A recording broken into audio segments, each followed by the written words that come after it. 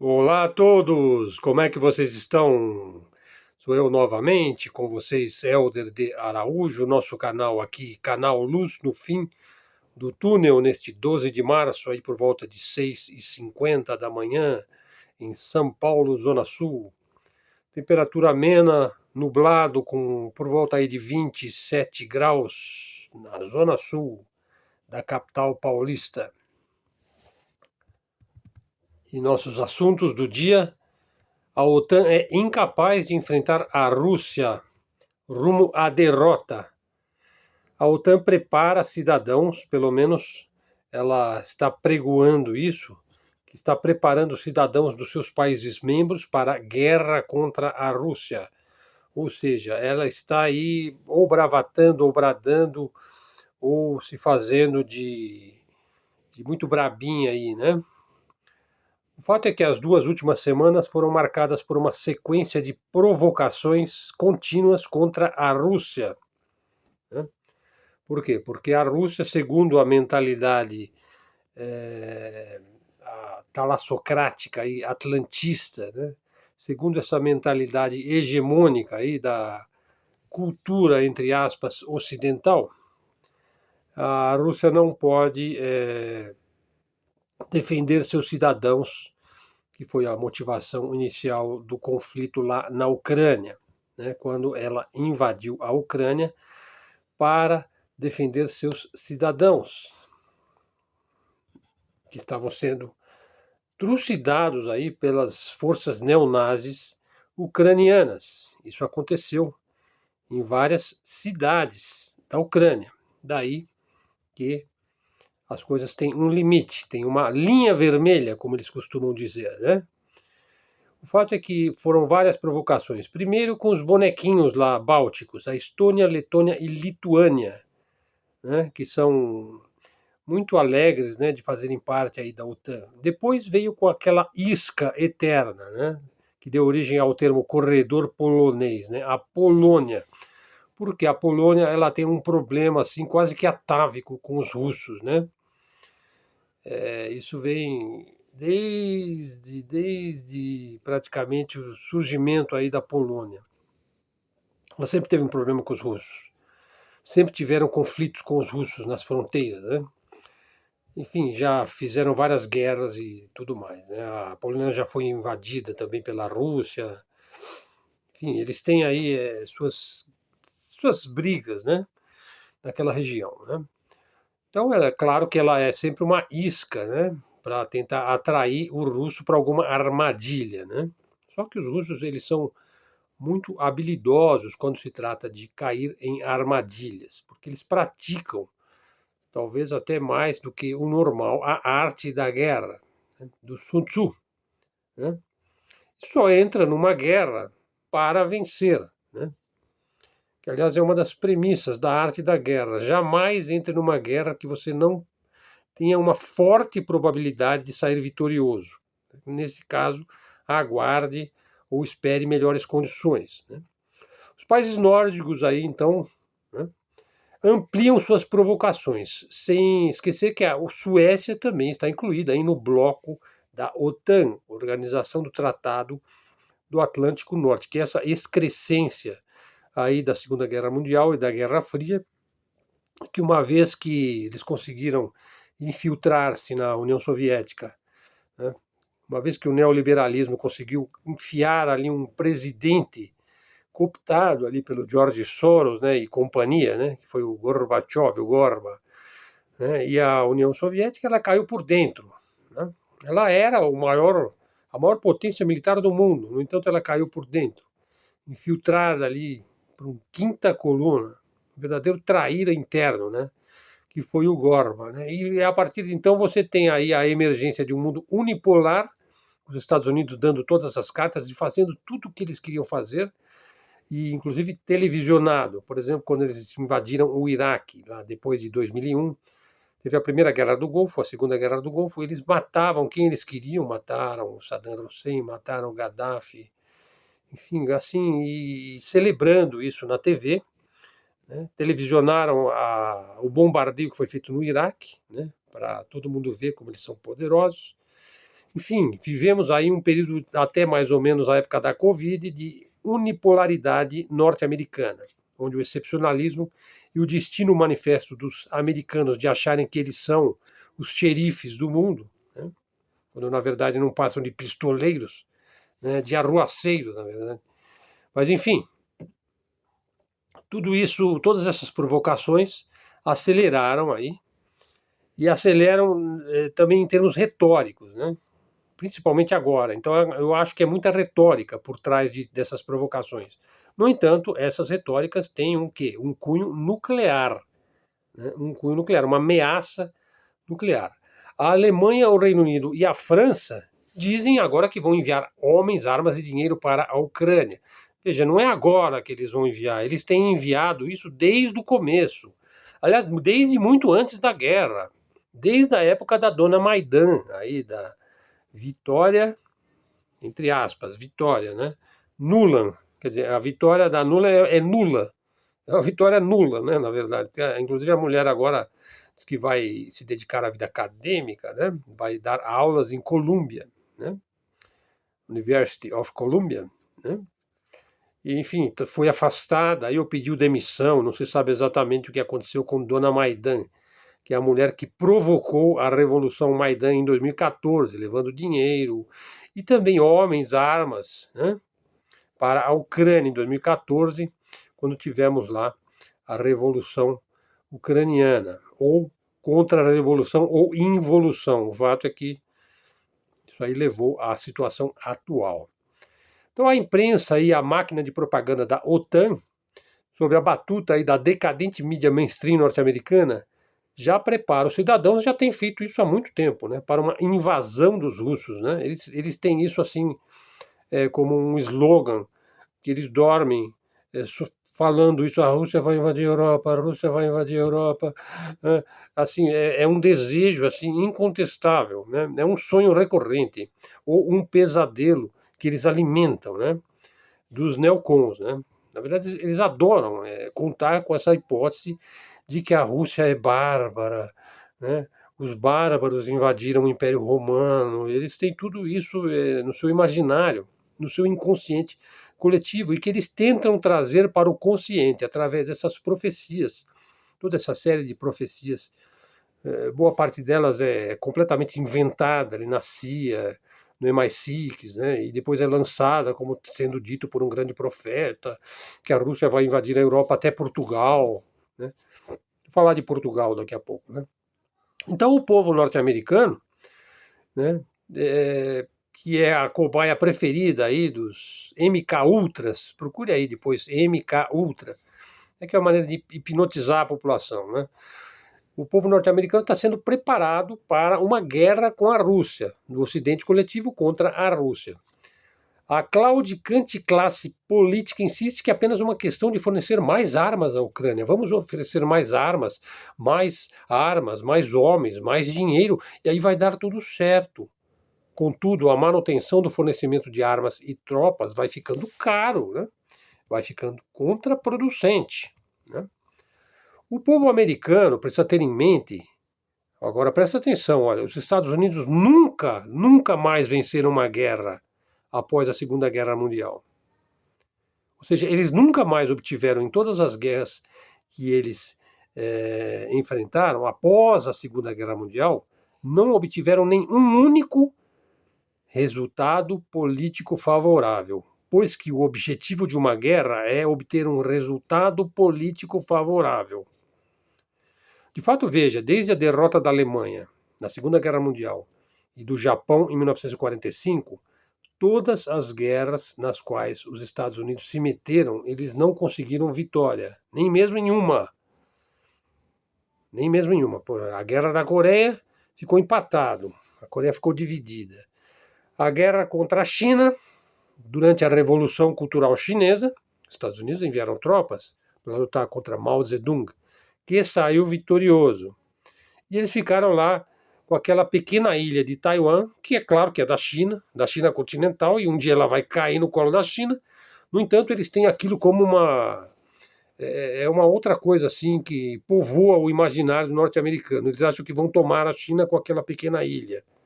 né? Que para os chineses enfim, é como pescar um peixe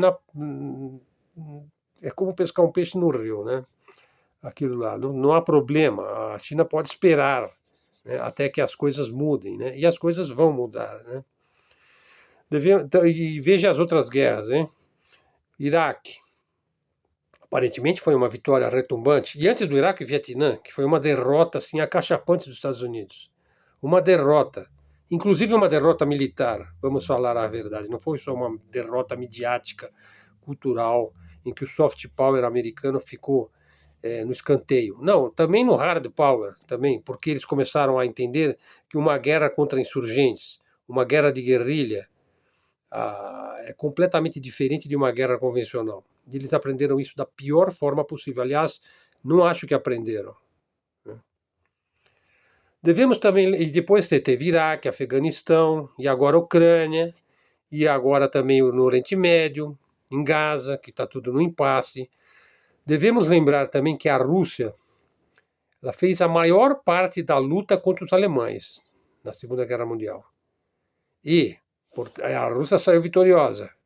E os Estados Unidos só prevaleceram contra o Japão bombardeando seus civis com armas nucleares, armas incendiárias e armas atômicas. Então, toda a vitória dos Estados Unidos na Segunda Guerra Mundial deveu-se à vitória da Rússia, porque naquele momento a Rússia era uma aliada dos Estados Unidos e da Inglaterra e da França. E foi a Rússia que fez o trabalho penoso, o trabalho duro, o trabalho sujo, o trabalho pesado, né?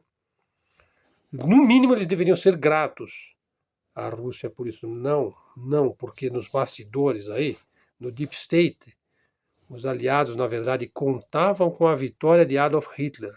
Isso é que é pouco contado, mas agora nós já estamos lançando luz neste tema também, né? Até porque o nazismo foi plenamente reabilitado nos Estados Unidos, com a criação da CIA, NASA, OTAN e várias outras organizações que são até hoje comandadas por nazistas e neonazistas ou seus descendentes e seus simpatizantes, que estão espalhados aí pelo Deep State, sobretudo pelo Deep State sionista, né? Então vocês vejam, eles deveram a sua vitória, né, contra os nazistas, na verdade contra o Adolf Hitler, graças à ação da Rússia. E depois prevaleceram sobre o Japão, bombardeando populações civis, ou seja, matando gente inocente e indefesa. Então, toda essa mística em torno dos Estados Unidos não passa de fumaça, de propaganda, né? E do chamado soft power, que é o poder da propaganda, que de fato eles são notáveis para manipular corações e mentes. O futuro está comprometido aí dos Estados Unidos. Não estou falando só da questão militar, mas da questão econômica. O cassino do dólar, né? Essa isca que os Estados Unidos usam, né, para que as elites abandonem o setor produtivo e mergulhem de cabeça na financiarização de Wall Street. A isca do dólar. Né? Usar o dólar para financiarização, né, total do sistema, o rentismo, a financiarização, achar que o mundo é só um mercado de ações, né, que tudo que você tem que fazer é comprar e vender e manipular os mercados. E a produção? Quem é que produz? Adivinha quem é que produz? Não é preciso dizer, né? Está lá na Ásia. Então os governantes e as elites dos países membros da OTAN creem que a guerra pode dar uma sobrevida a eles, né? Uma sobrevida, né? Porque, por exemplo, eles podem produzir armas, né? Apesar dos problemas que eles têm hoje, até para produzir pólvora, né? Os dois maiores problemas estão aí na inferioridade tecnológica da OTAN. Numa eventual guerra contra a Rússia, a OTAN está inferiorizada do ponto de vista tecnológico. A propaganda de guerra da OTAN até que vai bem, mas a propaganda é capaz de vencer e de derrotar a Rússia. Ela não é capaz de vencer a Rússia com os discursos do rock, né? Ela não é capaz de vencer a Rússia com canais de moleque e canais de chapéu de alumínio e canais pagos aí pela OTAN, pela CIA, pelo MI6, pelo Mossad e tal. Ela não é capaz de vencer a Rússia no campo de batalha e ela sabe disso. Então vamos ver como é que vai ficar. Pessoal, em Portugal, hein? Portugal, os socialistas admitem que foram derrotados em Portugal. É o crescimento da direita, aí, da neodireita, da ultradireita, da extremo-direita, né? Então as urnas foram apuradas e o Partido Socialista admitiu que foi derrotado nas eleições parlamentares realizadas no domingo, agora no dia 10. A eleição foi marcada pelo aumento expressivo da bancada da extrema-direita. Então você veja, Portugal, um país que está com problemas sérios, né? Problemas sociais, problemas aí de falta de empregabilidade, problema de perda gradual do poder aquisitivo da classe média, problema até mesmo de pobreza, né, em Portugal. Então, o que faz Portugal, que é membro da União Europeia? Manda dinheiro para a Ucrânia. Quer dizer, aí vai justificar fazer piada com o português, né? Vamos fazer piada, porque só pode ser piada isso daí. Quer dizer, o cara, então, em vez dele cuidar da casa dele pintar a casa dele consertar o telhado, dele tirar o vazamento, dele, sabe, dar uma caiada aí no muro, passar uma cal aí, porque tá chegando o mofo, né? Em vez dele trocar aquela porta que tá com cupim, né? Trocar aquela fechadura que não funciona mais, fazer uma limpeza. Não, não, ele vai na casa do vizinho, ele vai pegar o dinheiro dele e vai levar lá na pracinha, que tem uns pedintes lá, né? Não, eu vou levar o meu dinheiro para aquele pessoal que está ali roubando água ali na fonte. Ah, não, eu vou pegar e vou dar um patim de rodas aqui, né, para esse jovem aqui disputar o campeonato lá na Ucrânia. Pelo amor de Deus, pô. É claro que a extrema-direita vai crescer, que no mínimo ela é mais pragmática, né? Ela está preocupada com o quê? Com a imigração, com a perda de divisas, com o globalismo, né? A extrema-direita, na melhor das hipóteses, ela tende a ser nacionalista, soberanista. Quer dizer, não é como a direita brasileira. A direita brasileira é uma vergonha.